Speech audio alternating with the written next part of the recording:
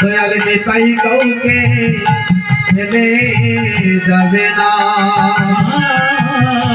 দয়াল নেতাই কাউকে ফেলে যাবে না।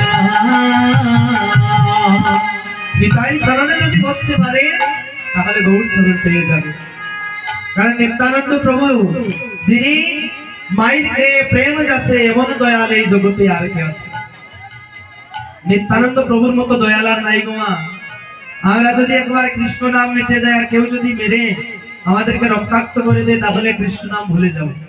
কিন্তু নিত্যানন্দ প্রভুর মস্তকে জগাই বাদাই কলসির কানা দিয়ে আঘাত করেছিল।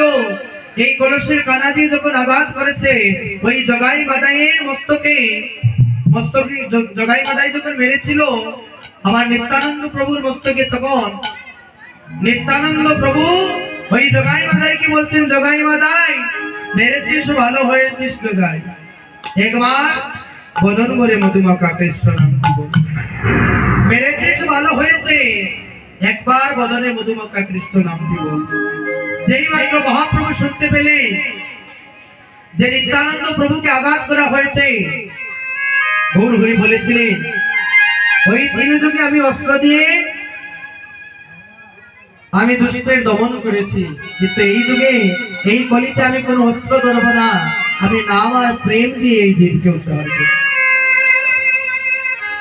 যেই মাত্র ভক্তের অঙ্গে আঘাত লেগেছে গৌর হরি প্রতিজ্ঞা ভঙ্গ করে দিচ্ছেন, সুদর্শন চক্রকে ডাকছেন সুদর্শন।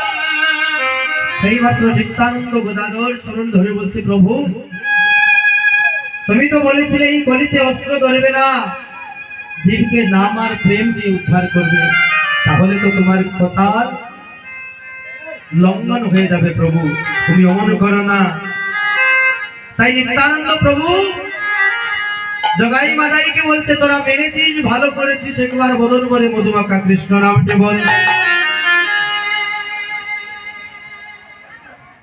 বলে নিতাই মতো এই জগতে আর দয়াল কেউ নেই। তাই আজ কি করছেন নিত্যানন্দ প্রভু আবার বলছেন, দেখো নিতা